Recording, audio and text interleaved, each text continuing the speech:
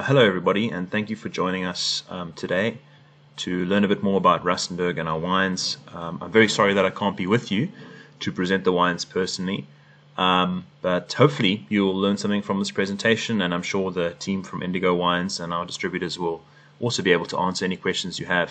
My name is Murray Barlow. I'm the cellar master at Rustenberg Wines. We're a family-owned and run business based in Stellenbosch. And we're one of the oldest wine estates in the region. I think to start off with, I'm going to give everyone a brief rundown of the geography of our area, as well as a brief snapshot of our history, just to set the tone of the evening and of the tasting. Rustenberg is based in an area that's quite well regarded for wine production. Just to give you a reason why, or show you exactly why this is, here's the map of Africa, and you can see obviously South Africa right at the bottom. And further to this, you'll see this area that I've marked off in blue. So anything south and west of that area essentially has a Mediterranean climate. So warm, dry summers and cold, wet winters.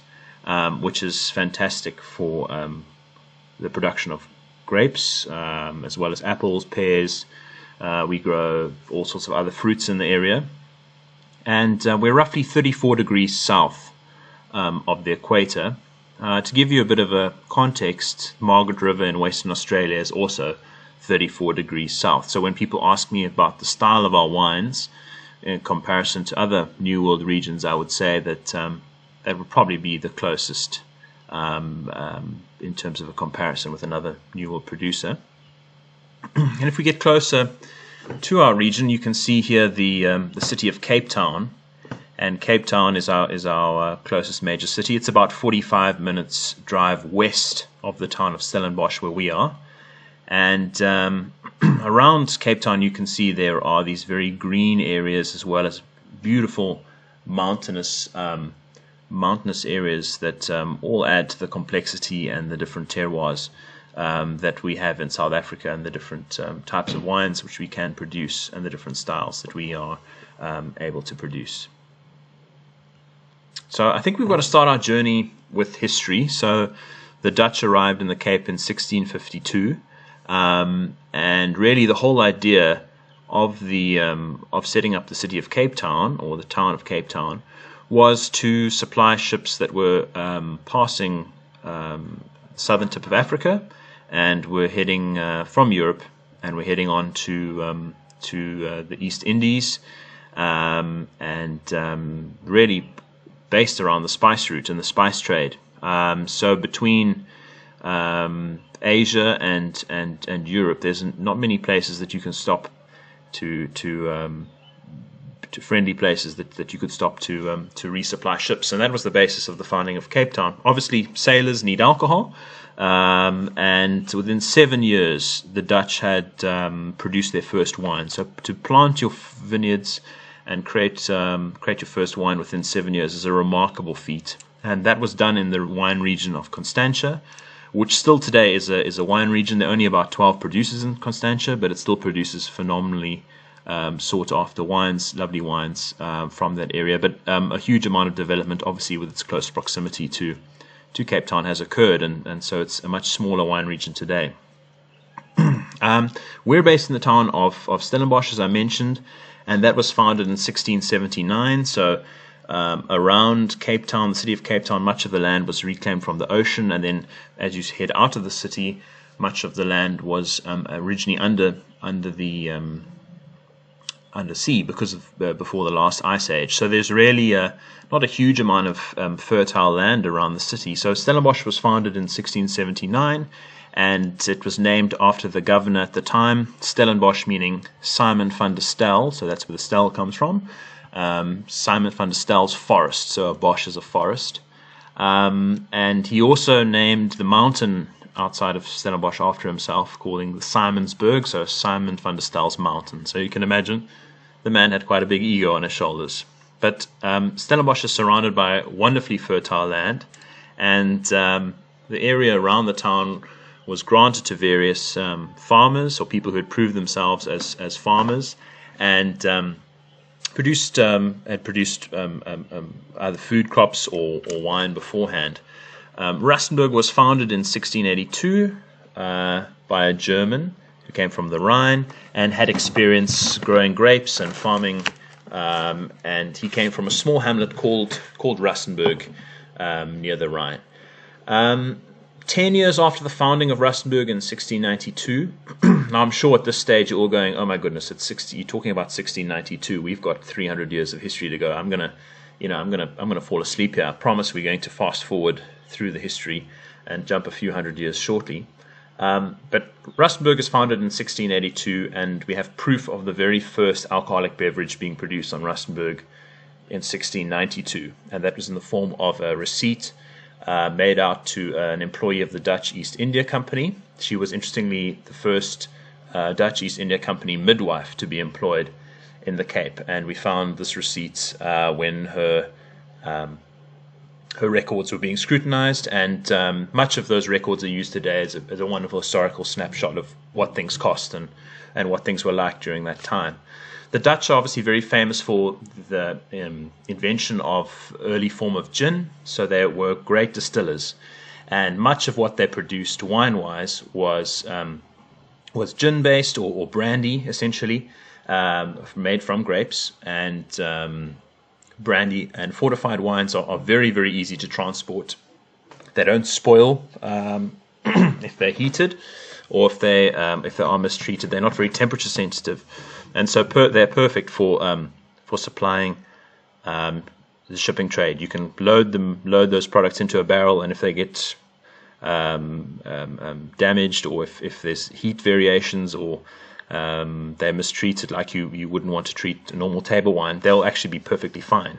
So that was the Dutch era, and the Dutch unfortunately were sort of forced to join the side of Napoleon during the Napoleonic Wars, and that was sort of the downfall of the Dutch influence in the Cape. So in 1806, the British obviously had defeated Napoleon, and they took over the Cape, the administration of the Cape.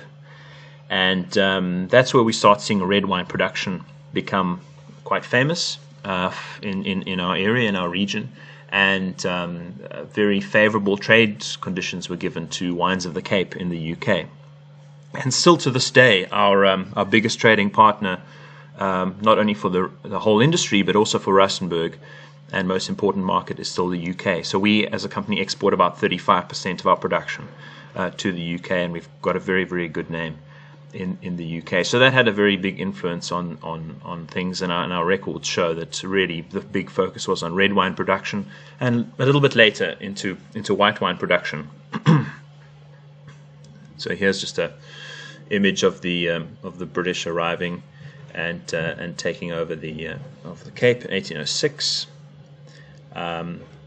We're going to pause there for a second. I know maybe I've been flooded a bit by history, but just to give you a bit of an idea of the geography of where we are and the beauty.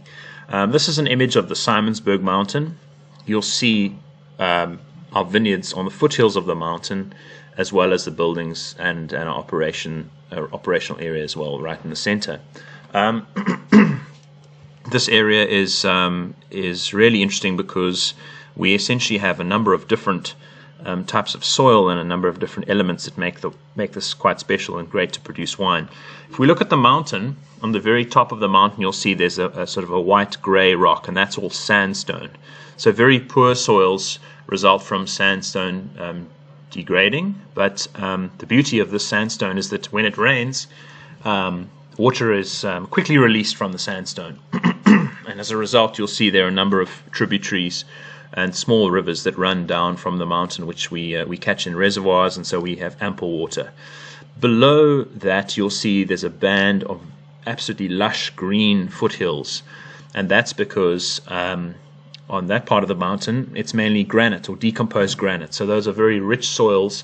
They're very high in iron, they're very high in trace elements, and they're wonderful to farm on. So really, really good soils. And most of the soils that we farm with are granitic soils. So as I mentioned, high in iron, high in trace elements, very vigorous, very deep, And so we tend to produce fairly powerful, full-bodied wines as a result of the soil that we're growing the grapes on. If we look west, we look down upon the town of Stellenbosch, which is a student town. So apart from agriculture, there are about 35,000 students based in this town. And then if we look further into the distance, we'll see False Bay, and that's really has a massive impact on us as well. So we have the cooling breeze coming off the ocean, off the Atlantic Ocean during the day, and then at nighttime we have very good air drainage, meaning that we don't have any frost. So that is great. I know a number of wine regions absolutely get decimated by frost, and also because of the influence of the ocean, the proximity to the ocean, we have a situation where, because the ocean is a good sink of heat, and we don't have massive temperature changes, we have very little hail as well. So our big challenge, if I go back a slide, is fire. The natural vegetation in this area needs fire to regenerate, and so probably every 10 to 20 years this entire mountain catches on fire and burns, which you can imagine is quite frightening. But we are all trained as firefighters, and so we do from time to time have to fight fire. So that is our affliction. Some wine regions have earthquakes, like in Chile. Some have fires, some have frost, some have hail. Every single wine region in the world has something that makes it a little bit harder to produce great wine from. So just to start off with my family's interaction with Rustenberg, or our relationship with the property, my grandfather Peter bought the estate in 1941. He had been educated at in the UK and really loved wine. He'd been educated at Cambridge and all the colleges in both Oxford and Cambridge. You know, the wine is a very big part of the culture. They all have wonderful wine cellars, and he had really grown to love claret and the great wines of Bordeaux. And so when he came home, he set upon looking for a wonderful farm that could produce great Cabernet Sauvignon in particular. South Africa fought in the Second World War mainly in East Africa as well as in the Italian campaigns and in North Africa. So he, during the Second World War, was based in North Africa and got special leave in 1941 to come home and purchase Rustenberg. And then at the end of his tour of duty in 1945, he bought another portion of the farm, which had been split in the late 1700s, and essentially put Rustenberg back together roughly to the same size that it was in 1982. 1682, excuse me. So reuniting the estate back to its original size. Then I move on to my father, Simon. So Simon is really a pivotal role player in the modernization of Rustenberg. He took over in 1987, and he saw Rustenberg through the transition from the end of apartheid through into democratic South Africa. And I really have my dad to thank for a lot of the modernization that happened on the estate. We built a new winery, we imported new vineyards, we planted new plant material, and really brought us into the modern era. And then we have myself, Murray. I joined the company in 2011 and have taken over the winemaking and marketing and sales role in the business. I still farm with my father. He's very much involved in the vineyards. My wife is also involved in the business side of things, and my mum is involved in the grounds and gardens, and we also have a herd of cattle that she looks after. So just to run through here a few more beautiful images of the estate and the mountains. And you can see here more foothills. So if you look at the soil, you'll see it's lovely, rich, red soil, and then lots and lots of different aspects. So we range from about 750 feet above sea level to approximately 1,800 feet above sea level, and we have north, south, and west-facing slopes. So we do have a wide range of different areas that we can grow grapes on and produce lots of different styles, which helps us with blending. And then we have wonderful old buildings and architecture within which we operate. These are classic Cape Dutch style buildings. So essentially what's happening here is the term Cape Dutch style means that they're Dutch farmhouses by design, but using the local building materials in the area. So all of the walls are built with river stone. The roofs are made from a thatch reed which grows in the swampland areas around us, and then all the timbers inside are all hardwoods that also grow naturally in the area, but very much a Dutch farmhouse design.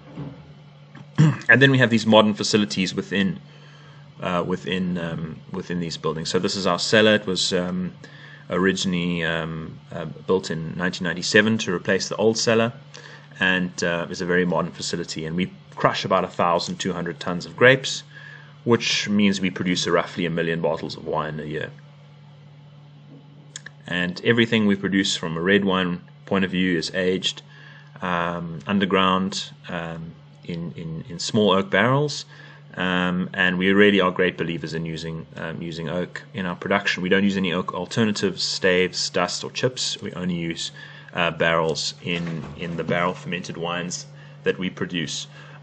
So really that's the focus for those wines. When it comes to unwooded wines, everything is produced in stainless steel, like these tanks that you see here.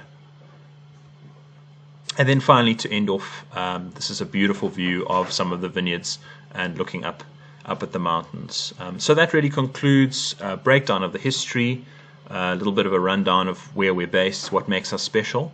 Next, you'll be hearing from me when I speak about the specific wines that we produce and what makes them special and what you should be tasting and how they're made. Thank you.